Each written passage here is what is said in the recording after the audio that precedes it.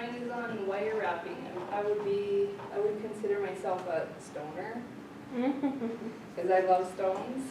I got into learning about stones when my daughter, she's 22 now, she was about 14. She was going through some things, and I took her to Treasures. I don't know if anybody knows where Treasures is, but I had her pick out a stone that called to her, and she decided to pick out rose quartz. And rose quartz is pink, and it's mainly for your heart chakra, your heart, and it helps you to be able to accept loving yourself and others. This is my very first wire wrap that I ever did. It's very, very detailed. It was my favorite one. I'm just going to go ahead and read. Have you ever stumbled upon a piece of jewelry that seemed to hold an almost mystical allure? I'll go ahead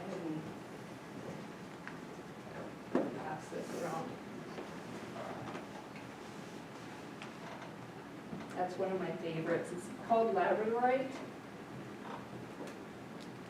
My journey into the world of wire wrapping stones began with a fascination for crystals and stones and learning about their unique properties and energies. I took a deep dive into learning about all the different types of stones I came into contact with. I then was intrigued by the idea of creating wearable art that incorporated these natural elements. I sought out information on wire wrapping techniques. Through online tutorials and guides, I learned the basics of wire wrapping and eagerly dove into the craft. Armed with newfound knowledge and a few basic tools, I began experimenting with different wire gauges, developing my own unique styles. This unique curiosity soon blossomed into a passion as I discovered the meditative and therapeutic aspects of wire wrapping, finding comfort and inspiration in the creative process. I finally found the skill that I could be good at. And that's the finished. This piece here was my all-time favorite, and like I said, it's a piece of Labradorite. That one has more of the fire in it. It's got the orange, and under certain lighting you can see it. This piece is in between Bismarck and Pocatello, Idaho. We were on our way to annual basketball tournament that my husband always attended, and I always tend to do this to my shirt and loosen it up. Well, that one was, because I'm sensitive to cheap metals, I only can wear like real, like hemp or natural. So the piece must have untied and dropped. So I'm sure somebody's got a nice piece of wire wraps, Labradorite. I miss it. As I delved deeper into the art of wire wrapping, I encountered both triumphs and challenges along the way. There were moments of frustration and doubt as I grappled with mastering the techniques and overcoming technical hurdles. However, with perseverance and dedication, I gradually began to see the progress. My wire wrapping projects evolved with simple designs to more intricate creations, each one showcasing my growing skill and confidence. Interestingly, I often found myself working on these projects while on the road, where I felt an energy that spurred my creativity with just the right atmosphere, nature. This dynamic environment became the perfect backdrop for my creative process, allowing me to channel my inspiration into tangible creations. I don't make any creations unless it's in just the right type of energy. Just like when you cook food, you shouldn't cook while you're hungry or while you're angry, because everybody else eats it.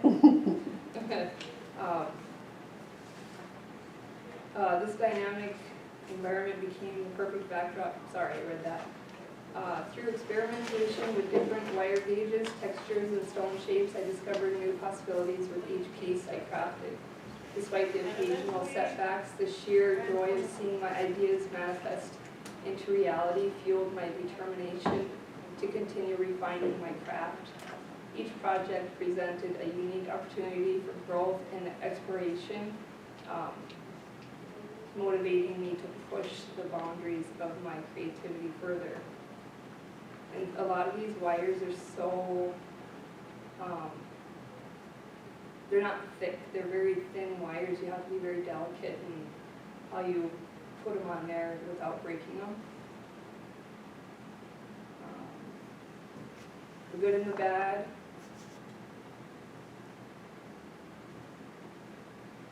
That's the tree of life I made a couple years ago.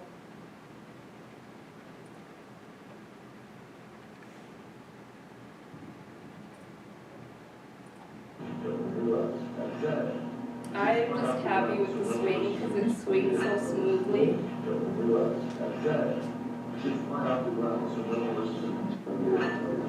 That was a lot of work. Throughout my journey, I've experienced both highs and lows.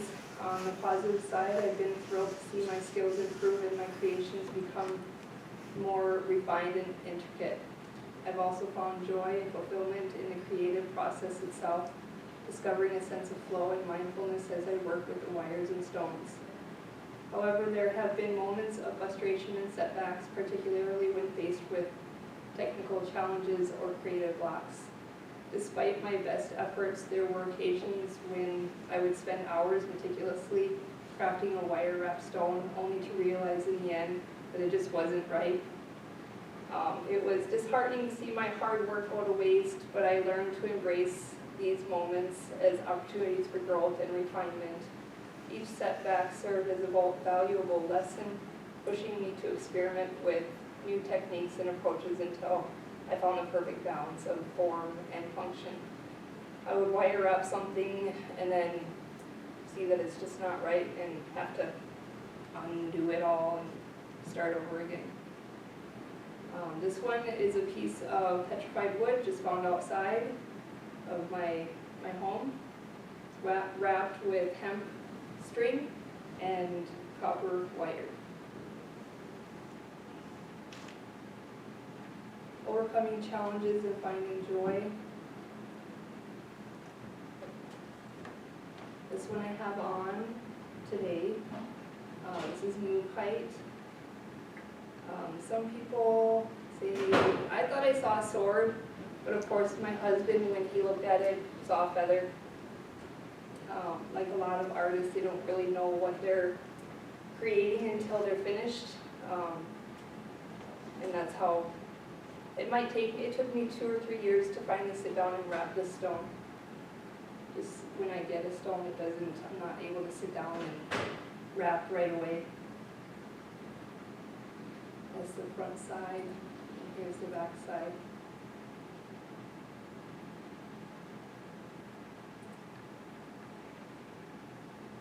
Despite the challenges, I'm pleased to say that my journey into wire wrapping is going well. I've overcome many obstacles and continue to grow and evolve as an artist. I've developed my own unique style and aesthetic, and I'm excited to see where the journey will take me next. One aspect of my wire wrapping journey that brings me particular joy is creating custom wire wrapped pendants tailored to each individual. I never know exactly what the final piece will look like until it's finished, and the element of surprise and discovery adds to the excitement of the creative process.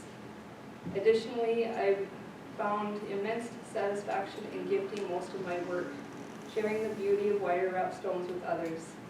While I've been encouraged not to sell myself short in the process and to remember there needs to be a balance in giving and receiving, the joy of seeing someone else appreciate and cherish my creations is truly priceless.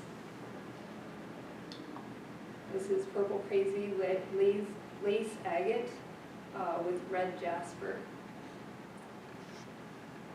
Matching earrings with the necklace.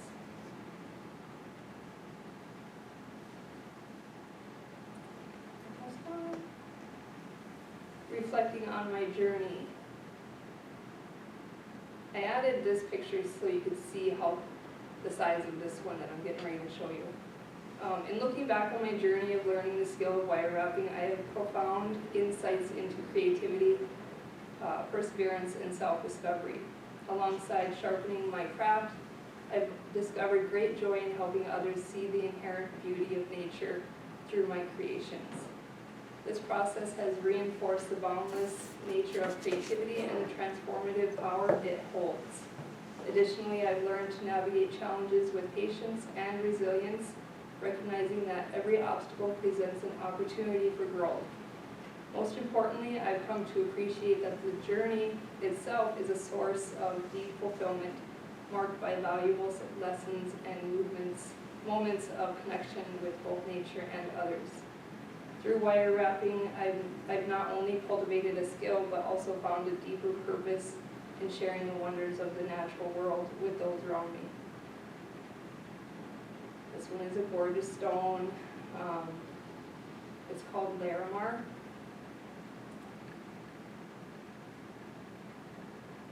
And I like to mix different colors of copper stones. I don't like to stick to just one color.